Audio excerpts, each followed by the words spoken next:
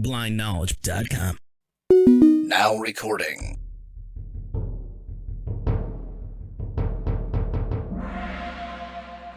The following podcast may have adult humor, swear words, innuendos of a adult nature. making fun of me. That's a given. Everybody looks forward to that. But just know that you have been warned. We'll fix do this real quick. Hey, blind news for Knights of Braille. Check out the website. Yep, that's all you get. That's the end of the podcast.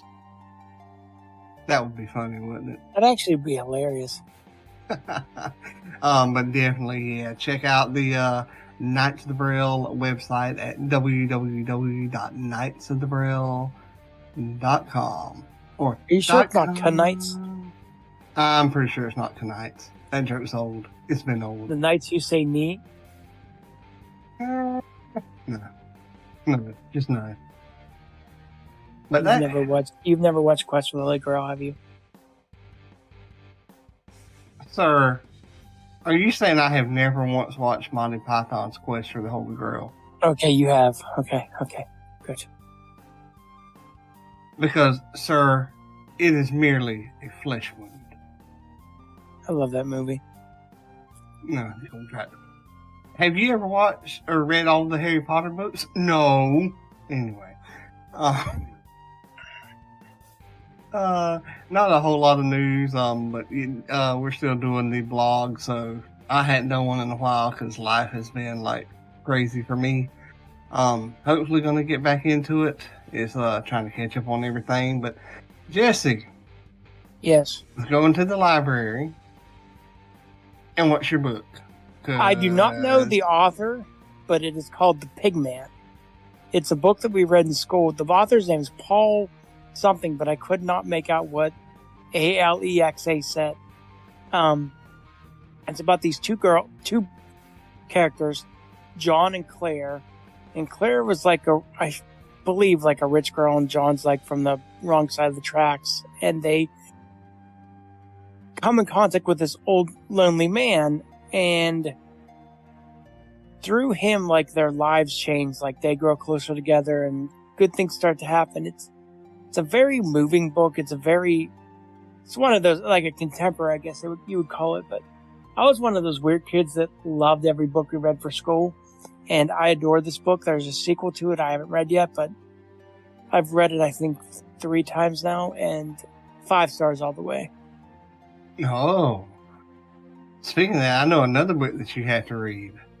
Who Framed Roger Rabbit? It's right, I bought it. $2.99 on Kindle. That was funny when I shocked y'all that y'all didn't know there was a book of it. And then y'all turned around and shocked me saying there were 4 of them. Yeah, well, that's according to Kindle. Right. Could be. Yeah, I was trying to think of a book, and since you went like old school, like way back whenever, they actually printed out. This book was published. Yeah. That's back when books were like on paper, instead of on screens. But here's another question, not to take your... Oh, wait. Did you enjoy the books we had to read for school, or were you against them all the time? I didn't like all of them. Yeah. The majority of just them I depended liked. on the book. Yeah, that's how I was, too. I really enjoyed the short story by Mark Twain, The Celebrated Jumping Frog of Calverus County. Oh, yes. that was pretty good. Another book I loved was A Brave New World. I'm trying to remember. I don't think I ever read that one. It was like a science fiction. I don't recall that one. But I went old school as well, and I'm not sure if you read these because I've come across some of them on Audible. Bard has a limited number of them, but the Animorph books by Christina Applegate. Yeah, I love those. I haven't read them all, obviously, because there's like 52, but I love them. Yeah. Like I said, Bard didn't have many of them that I recall, but I've come across them on Audible, but I'm not spending a credit for like 3 hours. No. I'm just not. There used to be this service that would send you a Braille book a month. And they started out with Goosebumps, and then when you got older, they sent you Hardy Boys and Animorphs. So for a while, I read like the first 10 Animorphs in Braille. I got them in the mail. It was pretty awesome. That is pretty cool with old Visser 3 and Marco and Tobias. Yeah. And the Axe, I think his name was. Yeah. I liked how each book was written from a different character's point of view. Yes, and I'm not sure if anybody told you or how they did it in Braille, but in the bottom right-hand corner would be like the creature that they were changing into in that book.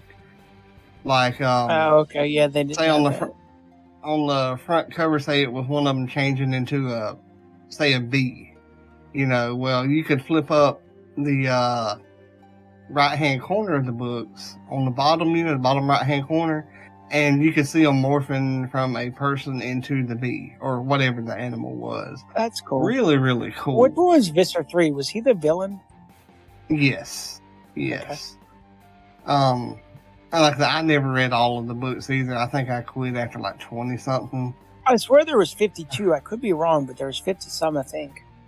There's a bunch of them, and they were good. Just I liked them. Yeah. Got to be a little too much, I guess is what it was. I'm not sure why I quit reading them, or I couldn't find them. They were fun, quick reads. They were easy. They were. If I could get them like all in a box set, I would probably read them all. Read them.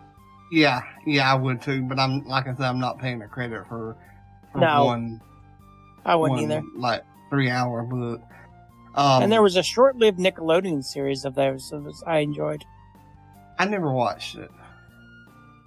I heard good stuff about it, but never watched it. I liked it. No, well. We'll get back onto the tabletop aspect of this podcast, because we can talk about books all day. Do you think it's important that we take breaks from like running or playing so you don't get burnt out? You mean like in the same day, like in a session, or in general? Like in general, like do you want to play in a session or in a campaign that lasts 20 years straight, or do you want to as a DM, take a month I need off? A break. As a DM, I need a week or two here or there. Usually. Yeah. I God, I'm still on a break now, to be honest with you. I think it's important to take a break as both a DM as well as a player, because it starts all molding into one. And I know we've had a pretty good break, but maybe even like run a campaign that's like 3 weeks out of the month. Yeah, you could even do that. I mean, and you'll also probably get this too, but it's like sometimes you get on a roll and it's like just keeps building and building and building off the previous session, and you don't want to break the momentum. And then you lose that, and you're like, where the hell do I go now? Yeah. But I think taking breaks, stepping back, catching your breath, if all you ever do is run, take a break, play in the game, or just unless you have the story mapped out forever, but. Yeah, but still, I mean, you start forgetting like descriptions and people's names, like me. Yeah, I know somebody who's really bad about remembering names. I can't help it. I think you're talking to him right now. Oh, am I? Oh, you do it too, then, huh? Well, it's all. Oh, you're talking about yourself? I think I have trouble remembering names sometimes, especially if it's been a while. But I do have to say, I think the best character you've created since, like, NPC since Periwinkle is our shopkeeper we met. Oh, Bartimus. Yes. Yeah. And Jesus Christ. He is my funny. favorite. He's my favorite since Periwinkle. Is he? I like old Periwinkle. I know. Gosh. My favorite was Emma. But I think you started not to stand, but I liked her. If that campaign had continued, I'd have killed her. Wait, was she a her? No, she was a them, wasn't she? Originally was a he. Yeah, and then it was a her. That's right, then it was a her. Okay. Yeah, then it was a they, I think. I loved Emma. I did. But I would have been so pissed if you tried to kill her. Well, not Phoenix. Lael Necrodax. Yeah, he would have tried to kill Emma without hesitation. I And he would not have blinked an eye either, except he didn't get blood in his eye. But that's the kind of person that he was. I think Emma could take him. I don't know. She's it all dragon. would depend. Yeah, but we actually made that dragon like our pet. Yeah, I know. That's true. She probably wouldn't even like try to fight you. Probably not. Make it easier for Lale. And then what was Fernando's character was going to marry her, remember? Was it him? No, he married Danielle's. That's character. right. Okay.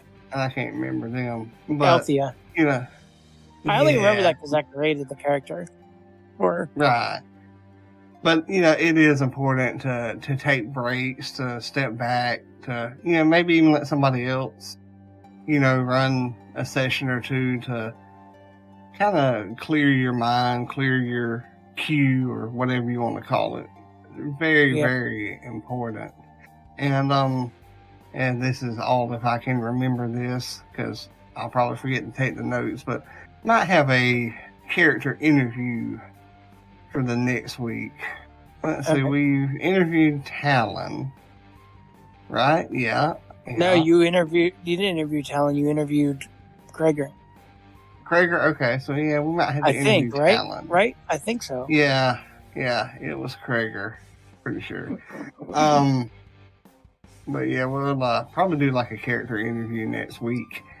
But thank you all for listening, and remember to take a break, or else you might break. This episode is brought to you by the Knights of the Braille and is made possible through the support of viewers such as you. Please remember to like, share and subscribe to get all of the latest information and episodes. Thank you.